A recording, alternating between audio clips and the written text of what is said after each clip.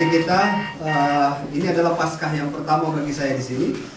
Jadi ini merupakan sebuah kesukacitaan karena menjadi yang pertama untuk melihat kebesaran Tuhan bagi saya dan Ibu Lisa karena bersama-sama menikmati Paskah yang pertama di Amerika. Selalu lihat, saya baru masuk dari tempat itu sama Pak Leo keluarga. Saya jadi merasa susah ngomongnya karena selama ini saya hanya lihat foto-foto. Saya lihat Bapak Ibu membuat acara ketika di Indonesia. Saya lihat Bapak Ibu bikin acara HUT yang ke-6 kalau nggak salah di sini. Ya, di sini. Kemudian ada yang tarik-tarik tambang. Mungkin nanti ada tarik tambang juga, tidak tahu deh nanti preparing dari anak-anak ini. Mereka juga tarik tambang. Dan sebuah perasaan yang menyentuh karena waktu di Indonesia hanya melihat foto-foto itu, tapi kemudian hari ini bersama-sama dengan Bapak Ibu dalam pelayanan besar. Sebuah pengalaman yang luar biasa, saudara, memberi waktu bagi kami untuk bisa bersama-sama dengan Bapak Ibu di sini. Selamat Paskah sekali lagi, Tuhan Yesus memberkati. Dan kami kemarin main BBM sama Pendeta Lisa. Dan karena teman-teman di Bali sudah Paskah duluan, di Indonesia kan sudah Paskah duluan. Kami sampai sekarang masih membina satu jemaat kecil di Bali, namanya Jemaat Sambangan. Jemaat di desa, jemaat agak di pelosok, dan kita selalu sampai saat ini masih terus membina mereka meskipun pakai BBM, pakai Facebook, pakai apa. Dan salam dari jemaat di ujung utara Pulau Bali. Untuk ibu-ibu dan bapak-bapak serta anak-anak semua di sini. Selamat Paskah, Tuhan Yesus memberkati dari Bali. Ya, nah hari ini kita diingatkan lagi Paskah saat ini kita diingatkan oleh satu firman Tuhan yang berkaitan dengan cerita mengenai kebangkitan juga. Saya kira Bapak Ibu di sini anak-anak juga sangat mengerti, sangat tahu tentang cerita arti kebangkitan, ya, kebangkitan Kristus. Tadi ibu saya komentar, khotbah hari ini harusnya diperlihatkan perempuan-perempuan yang datang ke kubur Yesus. Firman Tuhan sudah mengingatkan perempuan-perempuan yang datang ke kubur Yesus.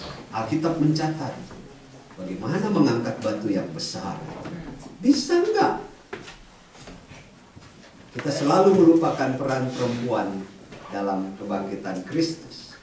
Mereka lah yang pertama kali mendengar pesan Yesus sudah bangkit. Tapi saya hari ini juga ingin menegaskan satu hal. Kita membaca teks ini menjadi sangat menarik karena ini cerita tentang kebangkitan. Tapi ada satu bagian juga yang saya kira menarik.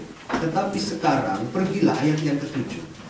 Tetapi sekarang pergilah, katakanlah kepada murid-muridnya dan kepada Petrus, dia mendahului kamu ke Galilea. Di sana kamu akan melihat dia seperti yang sudah dikatakannya kepada kamu. Tetapi sekarang pergilah.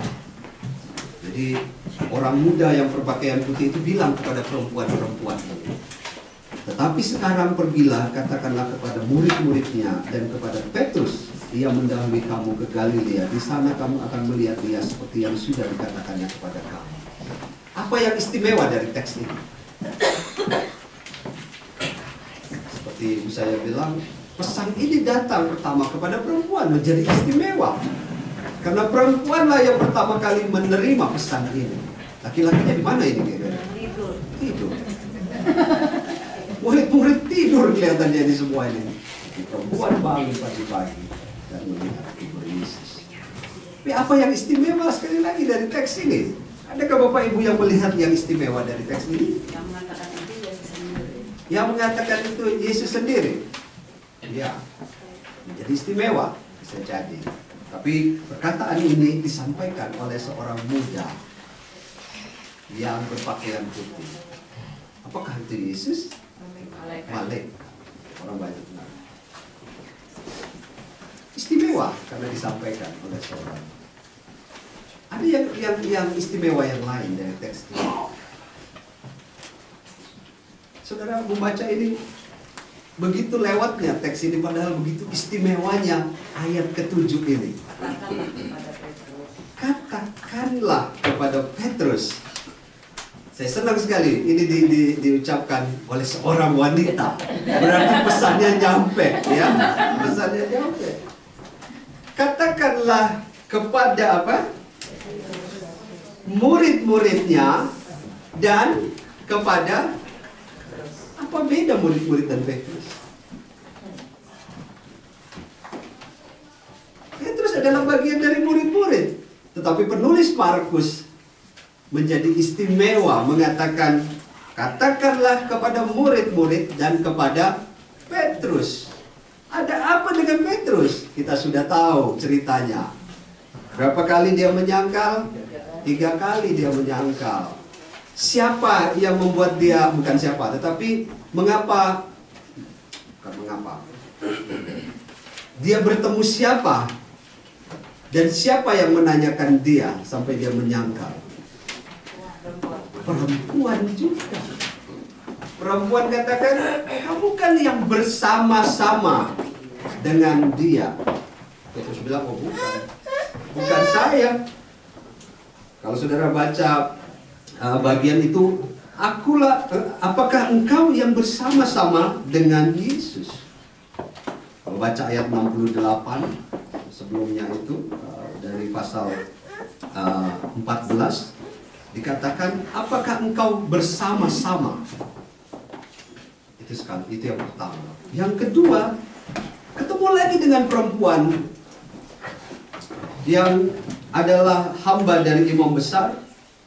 Perempuan ini tanya, orang ini adalah salah seorang dari mereka, artinya dari murid-murid Yesus. Bersama-sama. Yang kedua, salah seorang.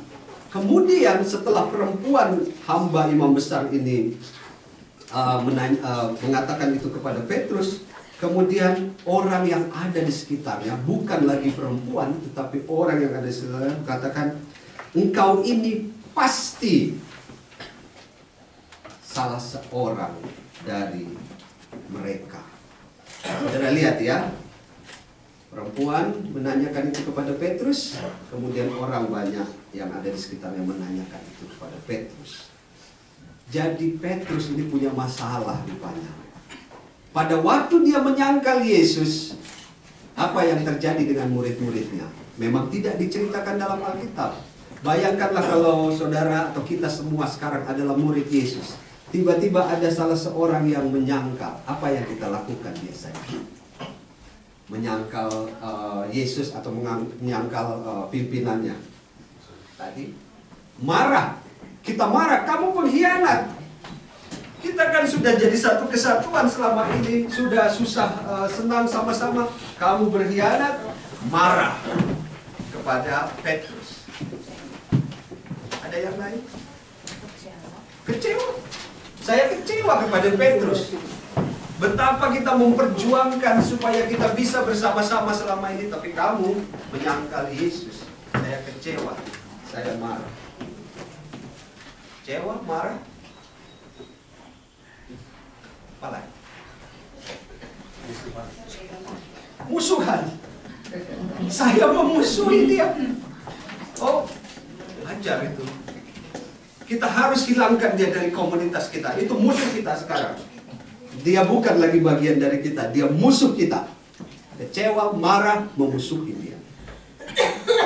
Jadi ini menarik. Saudara akan buat daftar yang panjang tentang orang-orang yang membuat kelompok kita menjadi orang-orang atau orang yang mengecewakan kita. Saudara-saudara yang dikasih dalam Tuhan, Petrus menyangkal kebersamaan dengan Yesus. Dan apa hasil penyangkalan itu? Hasil penyangkalannya adalah penolakan. Hasil penyangkalan buahnya itu adalah penolakan. Saya menjadi yakin murid-murid Yesus, meskipun tidak dikatakan demikian, tetapi karena Injil menuliskan murid-murid dan Petrus, saya merasa dan tahu sekali dan mengerti perasaan murid-murid. pastilah mereka akan kecewa. Pastilah mereka juga akan marah kepada Petrus. Pastilah mereka juga akan memusuhi Petrus. Suasana ini menjadi suasana yang sangat tidak menyenangkan di dalam sebuah kelompok. Menolak, memusuhi. Dan kemudian tadi kecewa. Saudara-saudara yang dikasih dalam Tuhan, yang menarik dari teks ini yang sering terlewatkan. Beritakanlah kabar kebangkitan itu kepada murid-muridnya dan kepada Petrus. Artinya apa? Pesan ini mau mengatakan kepada kita bahwa Petrus diterima kembali dalam komunitas meskipun dia telah mengecewakan. Pesan firman Tuhan, malaikat yang menyampaikan itu hendak mengatakan kepada kita, lihat, orang yang telah menyangkal Yesus sekalipun, orang yang telah mengecewakan Yesus sekalipun, orang yang telah memusuhi Yesus sekalipun, melalui pesan ini mau dikatakan, lihat, Yesus menerima dia kembali. Pergilah kepada mereka, murid-murid, dan kepada Petrus. Mengapa? Karena bagi murid-murid waktu itu sangat mengecewakan Petrus ini. Tetapi kamu harus bilang juga kepada dia, mari, kamu adalah bagian dari persekutuan bersama kita. Dan saudara tahu, Petruslah yang sampai akhirnya dicatat di dalam sejarah. Sampai kepalanya dibawa ketika mati untuk menunjukkan bagaimana dia menjadi setia kepada Yesus. Ini penerimaan. Saya mengatakannya dalam bahasa yang agak filosofis, penerimaan yang eksistensial. Dan ini tidak mungkin terjadi kalau kita tidak melihat kasih dan cinta Yesus kepada murid-muridnya dan kepada Petrus. Itu karena cinta, karena kasihnya yang besar. Dan itulah penerimaan Kristus yang eksistensial bagi orang atau bagi murid-muridnya dan bagi Petrus secara khusus. Saya mau mengatakan ini kepada kita. Tidak mudah untuk kita menerima diri kita yang terkadang ini dalam perhatian kembali kepada diri dulu. Banyak masalah dalam kehidupan yang kadang-kadang saudara tahu bahwa penolakan itu bukan hanya penolakan terhadap orang lain, tapi kadang-kadang banyak penolakan terhadap diri sendiri. Kenapa sih aku bisa begini? Kenapa sih aku demikian? Saya tidak tahu apakah saya pernah cerita kepada Bapak Ibu. Mudah-mudahan saya sudah pernah cerita, tapi tidak apa-apa lah, saya ulangi. Saya adalah orang yang ditolak oleh ibu ketika masih kecil di dalam kandungan. Anak pegawai negeri waktu itu cuma 3, sekarang 2. Tapi bapak saya punya anak 3. Anak pegawai negeri 3 waktu itu, zaman di Bahtera Diguna dulu. Ya. Nah, saya anak yang keempat. Ibu saya nggak mau saya, karena saya anak yang keempat nggak dapat jatah pegawai negeri. Sama ini dapat kelapa negeri dan Iya, anak pegawai negeri itu 3 dulu. Jadi saya anak yang keempat. Hamil ibu saya loncat-loncat. Supaya apa? Supaya gugur. Bawa ke dokter. Dokter bilang disuntik sama dokter. Kayaknya dokternya bohong kan. Karena apa? Karena cuma disuntik air itu kayaknya. Ibu datang lagi bilang, kok anaknya nggak gugur gitu, anaknya nggak ini. Dokter dia bilang, oh berarti dia memang mau tumbuh terus dan hidup terus. Saudara tahu saya adalah anak yang tertolak. Wow. Umur seveleri ini, saya selalu duduk berdoa dengan ibu. Nah, selalu ibu bawa saya dan doa sama-sama. Satu waktu kakak saya guyon sama saya. Oh, karena kami punya pembantu namanya Mbak Mi. Jadi saya selalu diguyonin sama sama kakak-kakak saya yang 3 tuh, kamu anaknya Mbak Mi. Karena saya dekat banget dengan pembantu itu. Oh mana-mana, sampai dari Jakarta mau pindah ke Medan, ke Belawan itu, saya minta supaya sambil nangis-nangis masih kecil tuh, pokoknya Mbak Mi harus ikut. Wah gak bisa tuh di pesawat jadi masalah katanya. Kakak saya selalu ledekin, kamu anaknya Mbak Mi, anaknya Mbak Mi. Dan saya akhirnya sadar, oh saya memang anaknya Mbak Mi. Anaknya Mbak Mi, dan kemudian memang saya adalah anak yang tertolak. Oh my goodness, saya bilang, akhirnya ibu saya sadar. Dan kemudian dia bawa saya, dan kemudian dia berdoa, dan penerimaan kembali itu terjadi di dalam doa, dan kami masih kecil dan akan terjadilah rekonsiliasi. Belum mengerti apa-apa. Tetapi proses penerimaan yang eksistensial itu begitu penting. Saya mungkin merasa kalau tidak ada rekonsiliasi yang dari kecil itu, saya tetap merasa diri saya menjadi pribadi yang tertolak sampai saat ini. Tapi syukurlah kemudian itu dipulihkan dan kemudian terjadi penerimaan yang itu, sehingga saya sampai sekarang juga menjadi sangat dekat dengan itu dalam diri. Mungkin ada pribadi-pribadi yang menolak diri. Untuk apa saya? Bayangkan kalau tidak ada proses rekonsiliasi dengan ibu, dan kemudian tidak ada, saya masih merasakan sebagai orang yang tertolak. Saya selalu sampai saat ini akan merasa diri saya sebagai orang yang tertolak secara pribadi. Belum lagi dengan orang lain. Kadang-kadang kita tidak bisa menerima orang lain. Kadang-kadang kita tidak bisa menerima sahabat, kadang yang sudah mengecewakan. Kadang-kadang kita tidak bisa menerima orang-orang yang telah melukai kita. Tapi hari ini di dalam Paskah ini saya mau mengingatkan kita kembali berdasarkan firman Tuhan. Tuhan sangat kecewa dengan Petrus. Tuhan sangat kecewa dengan apa yang Petrus lakukan, dan Tuhan sudah ingatkan 3 kali kau akan menyangkal aku. Murid-murid juga akan marah dan kecewa kepada Petrus. Murid-murid juga akan menolak dan menjauhi Petrus. Tapi pesan hari ini, beritakan kepada murid-murid dan kepada Petrus, itu sebuah tanda penerimaan kembali. Dan inilah penerimaan Kristus yang eksistensial, yang tidak mungkin dilakukan kalau tidak ada kasih dan cintanya kepada kita. Dan saudara kalau membaca bagian yang ke-8, diubah, dibalik. Kalau tadi kepada murid-murid dan kepada Petrus, sekarang dia dibalik.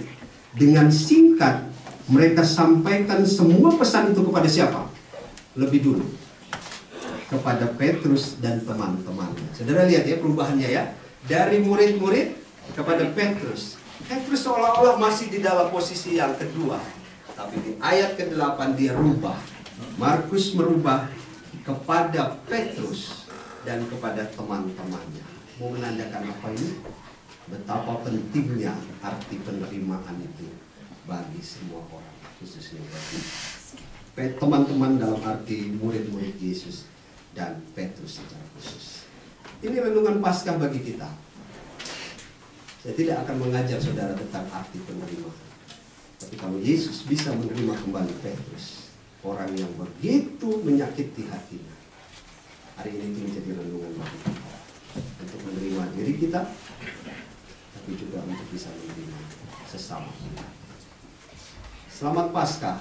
Tuhan Yesus memberkati kita dalam penerimaan yang eksistensial. Tuhan Yesus memberkati. Selamat Paskah sekali lagi, kita boleh bersalaman satu dengan yang lain di kiri kanan kita. Tuhan Yesus memberkati.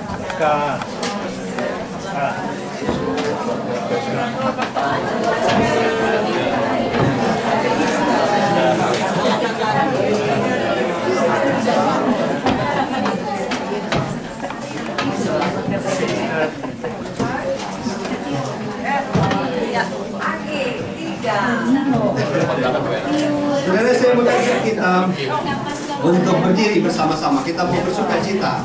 Kalau kemarin dalam masa-masa kebangkitan, dalam masa